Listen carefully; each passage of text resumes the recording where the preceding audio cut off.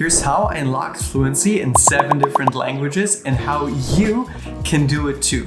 The key to this is one simple method, the immersion method. And in this video, I'll break down what it is, how it works, and how you can use it to become fluent in any language. So maybe you've already bought some textbooks, taken courses, or even hired some private tutors. But here's the bad news. You might have wasted a lot of time and money so far. But the good news is that this ends now, and I'll show you exactly how I mastered multiple languages without spending a single penny. So let me share with you a story that illustrates this point. Back in high school, I was that student that invested everything, time, money, and energy into learning Japanese. Expensive textbooks? Check. Private lessons? Check. Boring daily exercises? Double check. However, after 2 years of grinding and even after achieving a language certificate, I could barely string a sentence together. Frustrated, I give up. But then everything changed. Years later, I stumbled upon the HAT method by Katsumoto. Using it, I mastered Japanese, and I also adapted it for other languages too, tweaking it to suit my personal learning style.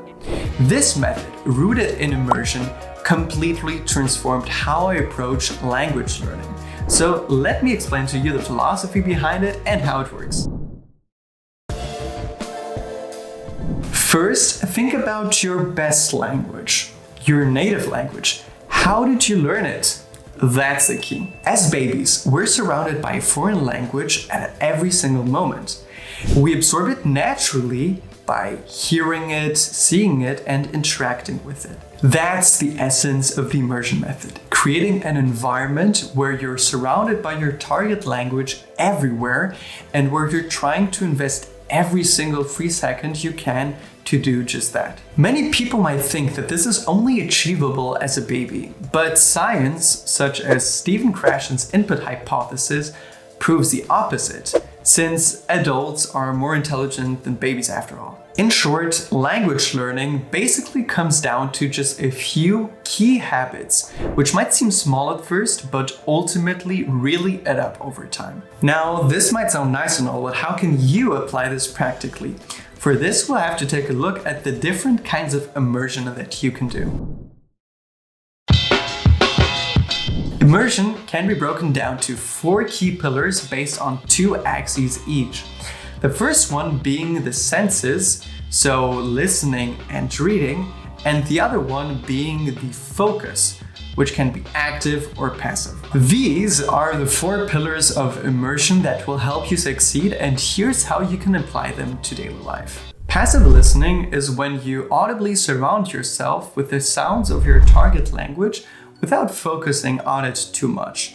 You can do this by simply leaving the TV on when you're at home, or by listening to audiobooks or podcasts with your headphones in when you're on the go. Now you might be thinking, but how can I learn anything when I'm not paying any attention?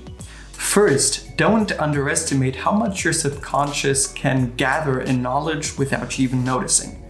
The key here lies in how much time you can spend in immersion, ultimately allowing you to listen to your target language throughout most of the day, even when you're super busy. And that's how I learned 4 languages as a medical student, while I also had to attend lectures and study for exams on the side. So practically speaking, listen to your target language when doing chores like doing the dishes, doing laundry, commuting, or even working out. I even listened while I was sleeping. Studies show that input before sleep improves memorization of that content. Regardless of what we just covered, actively listening to a language, on the other hand, is simply just superior in any way. So you should also take some time throughout the day for that too. So listen to some dedicated podcasts that teach you that language in that language. And also search some YouTube videos which might do the same. Also, take some time, maybe when you're eating, to watch some movies, series, or even play some video games. but never turn on the subtitles. While doing so, look up some recurring words and phrases, but only do so if it doesn't ruin the fun. Enjoyment is the #1 priority here. But beware, it can be tough at first. You might feel overwhelmed or embarrassed due to how little you understand of what you're hearing. And this is why most people ultimately fail. But keep going at it and you will be rewarded. I believe in you. Now, your subconscious isn't only limited to your sense of hearing. It can also learn while reading as well.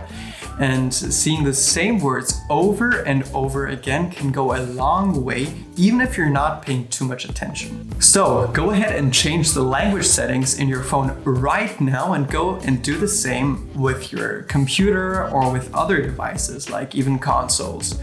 Also, try to surround yourself with the text of that language. So put up some posters, labels, and sticky notes all over your house. Do this especially if you're trying to learn a language that has a foreign script for you. Active reading can also have some advantages as opposed to active listening, especially when it comes to the time you have available to look up words or even just think about them. So feel free to read some books, but especially in the beginning, it might be easier if you read some comics and manga instead, especially due to the visual aid. Social media posts and articles work as well. Just remember while reading to always look up words and spread your vocabulary like that. Then use spaced repetition tools like Anki to review the vocabulary and phrases you picked up while doing active listening and reading. This will improve your comprehension, creating a positive feedback loop. Lastly, make use of hidden time during idle moments throughout the day to do flashcards. You can do this on public transport, in between appointments, or while waiting in line. Remember to do this instead of just mindlessly scrolling through Instagram and TikTok as always. Bonus tip, practice with natives. Join expat communities or language exchange meetups, either in person or online.